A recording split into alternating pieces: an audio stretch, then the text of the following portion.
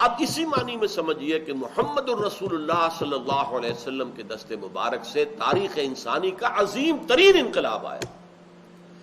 وہ انقلاب کیا تھا؟ فرانس کا انقلاب صرف سیاسی، بولشوک ریولوشن صرف معاشی، لیکن حضور کے انقلاب میں سیاست بدل گئی، معیشت بدل گئی، معاشرت بدل گئی، افراد بدل گئے، عقائد بدل گئے، نظریات بدل گئے، ایوری تھنگ چینج۔ بلکہ میں یہ کہا کرتا ہوں کہ یہاں مائکروسکوپ لگا کر دیکھنا پڑتا ہے کہ کوئی چیز سابقہ حالت پر برقرار رہ گئی نہیں۔ یہ ٹوٹل ریولوشن برپا کیا ہے محمد الرسول اللہ صلی اللہ علیہ وسلم، اور اس کی گواہی دینے والے جو غیر مسلم ہیں سب سے بڑھ کر وہ ہیں۔ مسلمانوں میں تو عام طور پر ریولوشن کا تصور ہی نہیں ہے۔ خلافت راشدہ کے بعد سے لے کر ملوکیت ہمارے ہاں آ گئی، اور علماء دین جو ہیں وہ بادشاہوں کے تابع ہو کر کچھ ان کی خواہشات پوری کرتے رہے، کچھ اپنی طرف سے خیر کی باتیں بھی کرتے رہے۔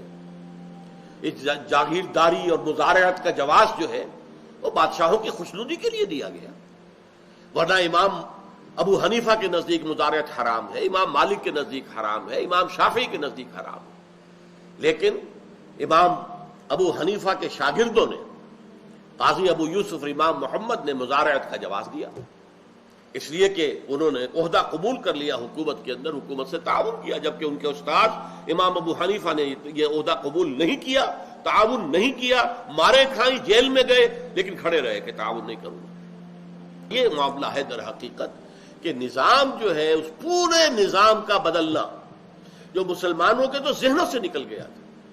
بہت عرصے کے بعد اقبال نے یہ تصور دیا ہے کہ اسلام ایک نظام ہے اور اس میں سیاست اور مذہب علیحدہ نہیں ہے، یہ دین ہے، یہ مذہب نہیں ہے، ریلیجن نہیں ہے، it's a system of life, مکمل زندگی کا ایک نظام ہے، ضابطۂ حیات ہے، اس میں سیاست بھی ہے، معیشت بھی ہے، معاشرت بھی ہے، سب کچھ۔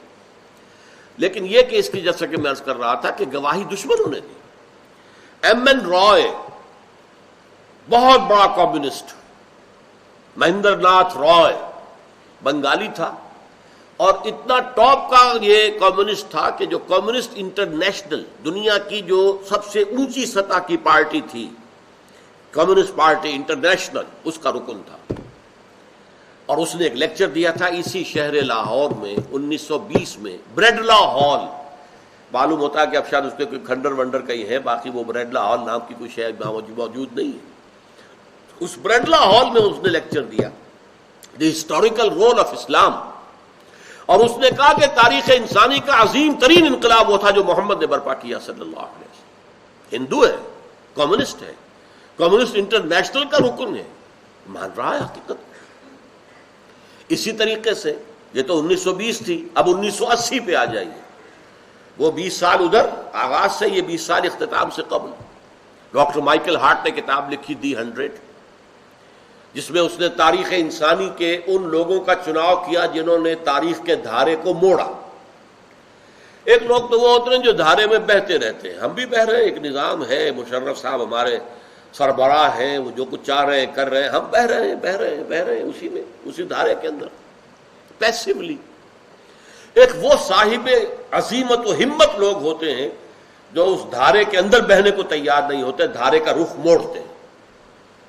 یہ دھارے کا رخ موڑ دینے کا کام تاریخ انسانی پوری میں جن لوگوں نے کیا، ان کا سلیکشن کر لیا، پھر ان میں گریڈیشن، درجہ بندی قائم کی کہ سب سے زیادہ کس نے تبدیلی کی، سب سے زیادہ کس نے موڑا۔ اس کی کتاب کا نام کیا ہے؟ دی 100، 100۔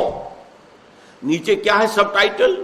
اے selection and gradation of the most influential personalities of human history.